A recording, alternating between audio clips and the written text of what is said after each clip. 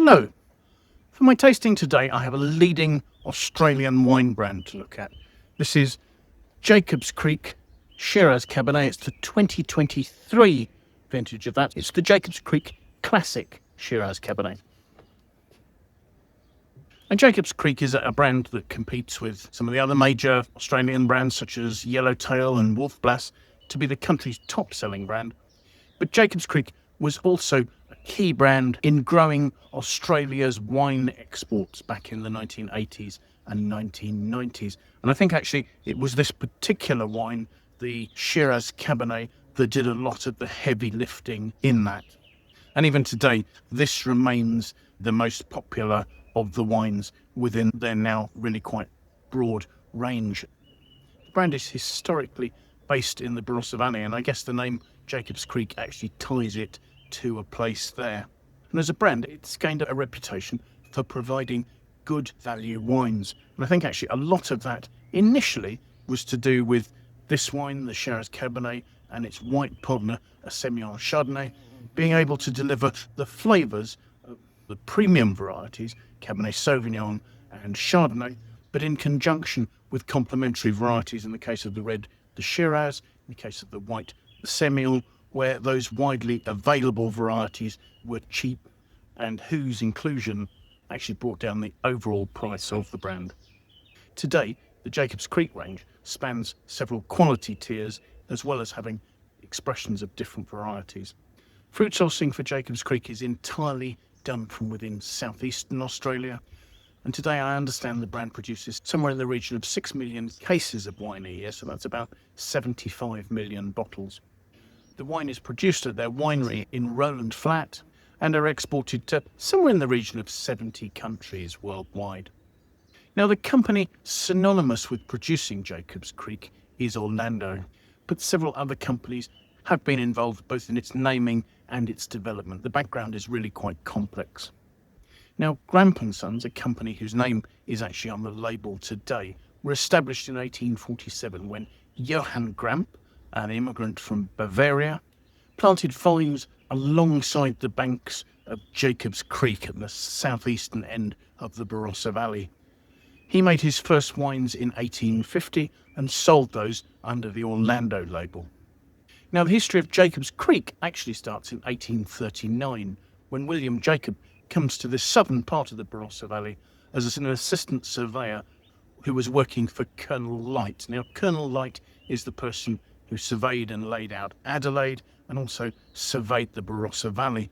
And Light must have approved of Jacob's work because he named a small creek after him, and that's where the name Jacob's Creek comes from. And in fact, a year later, in 1840, William Jacob and his brother John bought a plot of land alongside the bank of Jacob's Creek. The two brothers planted vines on this site in 1854, built a winery and made their first wines in 1859. William Jacob lived until 1902, and a few years after his death in 1916, G. Gramp & Sons purchased the Jacob family's vineyard and winery.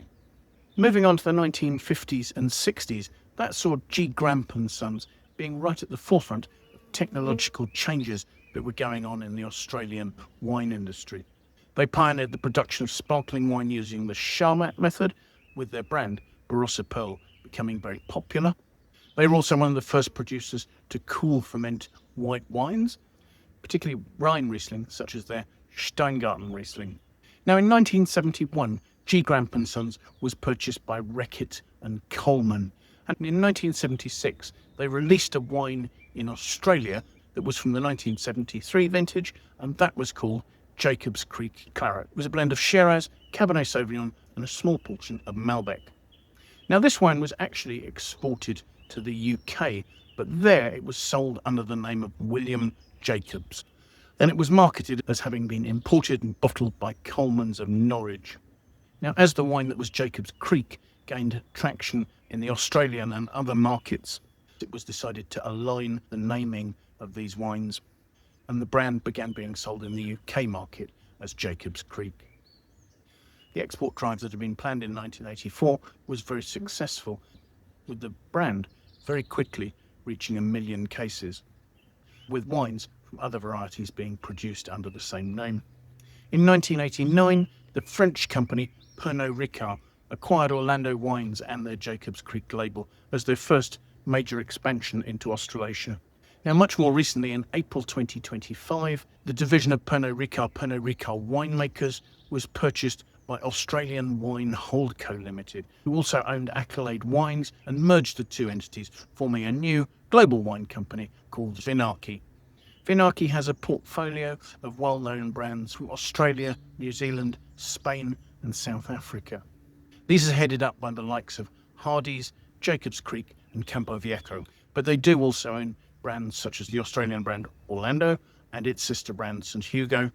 From New Zealand they have Stoneleigh, Brancott and the Church Road Winery, and in Spain they have other brands such as Yesos and Tarsus.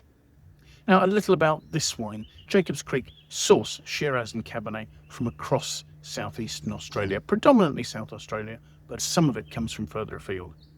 Now, the only indication I have of what the blend of the wine is relates to the 2021 vintage, where evidently it was 65% of Shiraz with 35% of Cabernet Sauvignon, and that would make perfect sense. Certainly, when you have a wine labelled as Shiraz Cabernet, legally the first named grape variety must be the predominant.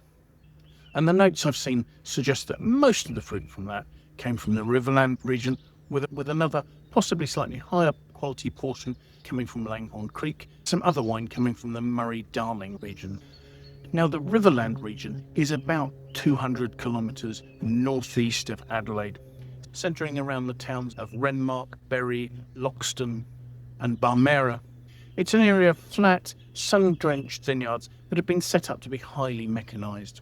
They lie alongside the Murray River, from which it's possible to draw irrigation water, and produce high yields of Shiraz and Cabernet Sauvignon that constitute the primary bulk base of this wine at the price and in the volumes required for the classic Jacobs Creek brand.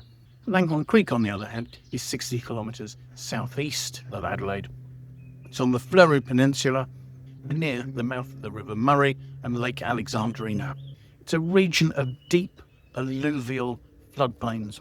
Historically, it's famous for providing major blenders with soft, fleshy, intensely coloured Shiraz and Cabernet fruit. And they suggest this is what gives this brand smooth tannins and nice mid-palate fruitiness. Now, in the 1990s, Orlando Wyndham saw the potential of Langhorne Creek and invested somewhere in the region of $15 million into the development of vineyards that they wanted to be the powerhouse for the Jacobs Creek brand. And today they have somewhere in the region of 4,400 hectares of vines in the Langhorne Creek region. Now, the Murray-Darling region is a continuation almost of the Riverland across the border into Victoria and also New South Wales. Like the Riverland, it's a huge expanse of flat, irrigated inland plain with a warm climate that can consistently produce large-scale, cost-effective grape yields. It's also a point of pride for Jacobs Creek that they work with somewhere in the region of 120 independent growers. Most of these are family-owned businesses, and a lot of these are long-term supply relationships. And their literature say that they try and treat these as if these are wine growers. Jacobs Creek has a viticulture team who will go out and will work with the growers in the vineyard throughout the year, not just at and in the run-up to harvest. The approach is to try and produce balanced vineyards that will give the best quality fruit.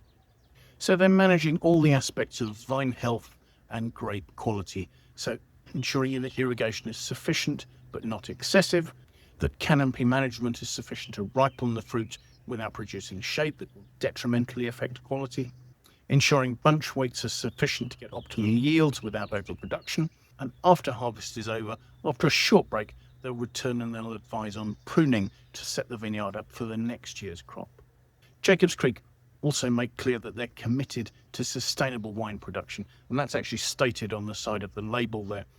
It is quite a nebulous assertion, but they're talking about encouraging healthy soils through the husbanding and preservation of biodiversity. They're talking about regenerative agriculture being critical to vine health and also helping to build resilience to climate change. And they're exploring ways to reduce their carbon footprint, invest in renewables, minimise their operational footprint, and develop sustainable packaging. I think those are all aims that any large corporation should be committed to in their day-to-day activities. Now, when they say they're encouraging biodiversity, I've seen them talking about a trial of regenerative agriculture on 3.5 hectares of their vineyards. They say they maintain permanent inter-row plantings in all the vineyards that they own, and that helps to improve soil health and biodiversity.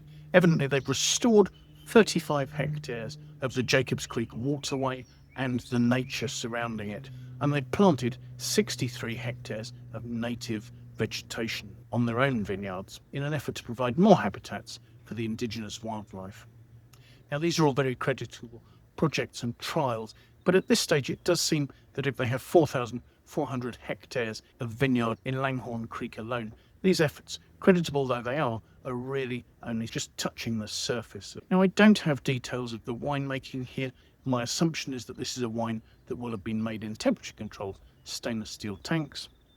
The back label suggests the presence of subtle oak, without detailing how that oak is introduced, whether the wine spends a short period in barrel, whether there is oak introduced to the fermenters in the form of chips or staves, isn't clear. But I suspect, given the fact that we're just talking about subtle oak and barrels aren't mentioned on the label, that it's more likely it's that latter form of technical oak, just used to introduce some of those flavours and textures that an oak component will add to the blend. I will just finish by saying that Jacobs Creek suggests that the classic range is there to offer great tasting wines created to drink now and for consumers who are looking for reliable quality and value for money. So I do think those are the criteria to address when looking at this wine. So let's do that, shall we? I'd say the wine has a lovely vibrant colour there. It's a sort of a medium depth of a purple red. It's certainly not opaque. It's probably more than just medium, maybe a sort of a medium plus intensity of colour there. Swirling it, I notice there are some prickles of gas just showing themselves on the sides of the glass there. The wine is labelled as having 13.5% alcohol and is slowly forming some tears on the sides of the glass as I swirl it there. So let's see what we make of the aromas, shall we? The aromas are clean. There's a medium intensity, a really quite fresh, almost sort of red cherry, fresh plum, soft red fruit notes on the nose. Just looking behind that, there are some slight hints of spice, and there might even be an underlying touch of vanilla alongside those other spices. It's clean and attractive. So it's for taste.